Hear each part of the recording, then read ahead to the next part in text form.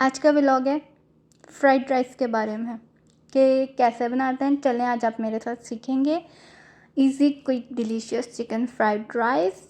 I need your appreciation. پھر میں vlog بناؤں گی. میں نے یہاں پہ لیے ہیں آلو، گاجر، بند گوبھی، شملہ مرچ، چکن، رائس اور ایگس. یہ ہیں آج کے ہمارے مین انگریڈینٹس آج کی ڈش کے. یہاں پہ میں نے لے لیا ہے 1 کپ چاول اور اسے میں نے پانی کے اندر ڈال دیا سوک کرنے کے لیے 5 منٹس، اور آپ اسے واش کرنا بھی کہہ سکتے ہیں. سو میں نے یہاں پہ لیے ہیں 2 آلو اور انہیں پیل آف کر کے باریک کیوبس میں کٹ کر لیا ہے. میں نے لیا ہے ساس پین اور اس کے اندر پانی ڈال کے میں نے ہائی فلیم پر آن کر دیا. ساتھ ہی میں نے کڑاہی میں پانی رکھ دیا تھا اور آلو بھی ڈال دیے تھے، اور اس پانی کے اندر میں نے ڈالی ہے زیرہ، کالی مرچیں، نمک، تاکہ رائس میں اچھا فلیور آئے. یہاں پہ میں نے لے لی ہیں 2 گاجریں اور میں نے انہیں پیل آف کر لیا ہے، اور میں اب انہیں کٹ کر لوں گی باریک کیوبس میں. میں نے لیا ہے 1 انین. کیوں لیا ہے؟ یہ ریسیپی کی سیکرٹ ہے، آپ جائیں اور فائنڈ کریں گے باقی کی ویڈیو میں. یہاں پہ میں نے لیا ہے 1 چکن اور اس کو بھی باریک کیوبس میں کاٹ لوں گی اور اس کی بناؤں گی یخنی، اور ساتھ میں یہ بوائل بھی ہو جائے گا because chicken is the main ingredient of the dish. یہاں پہ میں نے چاول پکنے رکھ دیے ہیں. جب تک چاول پکتے ہیں تب تک ہم باقی کی سبزیاں کاٹ لیتے ہیں. یہاں پہ میں نے بند گوبھی بھی کاٹ لی ہے باریک باریک. یہاں پہ میں نے لی ہے شملہ مرچ تھوڑی سی، وہ بھی کیوبس میں کٹ کر لی ہے کیونکہ مجھے اتنی پسند نہیں ہے.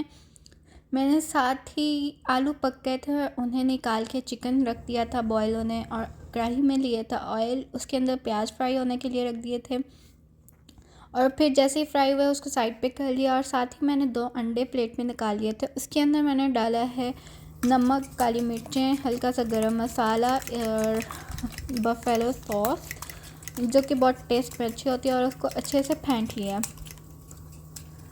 اور اب میں نے فرائی پین میں آئل ڈال کے اسے اچھے طریقے سے گھمانا ہے تاکہ آئل جو ہے وہ فرائی پین میں ہر جگہ پہ لگے اور انڈا بالکل بھی فرائی پین میں نہ چپکے اور بالکل گول روٹی کی طرح بنے. اس لیے انڈے کو پھینٹنے کے بعد میں نے آئل ڈالا تھا، اور اس کے بعد میں نے انڈا بیچ میں فرائی پین میں ڈال کے اسے بھی گھمانا شروع کیا تاکہ وہ فرائی پین میں اچھے سے پھیل جائے اور بالکل گول روٹی بن جائے. انڈا یہاں پہ جب تک پک رہا ہے تب تک آپ سمجھیں گے میں نے پیاز کیوں ڈالا. پیاز اس لیے ڈالا ہے تاکہ جو مسالہ ہے نا اس میں ایک ہلکی سی گریوی ٹائپ رہ جائے تاکہ وہ اچھے سے پکے. انڈا یہاں پہ بہت اچھے سے گھم گیا ہے اور یہ پک کے بھی تقریباً آلموسٹ تیار ہو چکا ہے. پکنے کے بعد میں نے اسے کٹ کر لیا تھا بالکل تھوڑا سا، اور یہاں پہ میں نے باقی ساری سبزیاں ایڈ کر کے انہیں سوتے کر لیا ہے اسی پیاز کے اندر. کالی مرچیں، نمک بھی بیچ میں نے ہلکا سا گرم مسالہ، ہلکا سے بفیلو سوس، سویا سوس وغیرہ ڈالی تھی.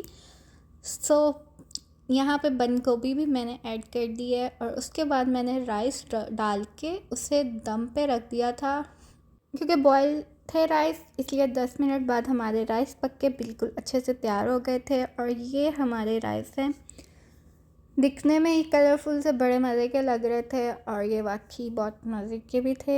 امید ہے آپ کا آج کا ولاگ اچھا لگا ہوگا. اگر اچھا لگا ہے تو سبسکرائب کریں، لائک کریں، کمنٹ کریں اور شیئر ضرور کریں. اللہ حافظ. دعاؤں میں یاد رکھیں.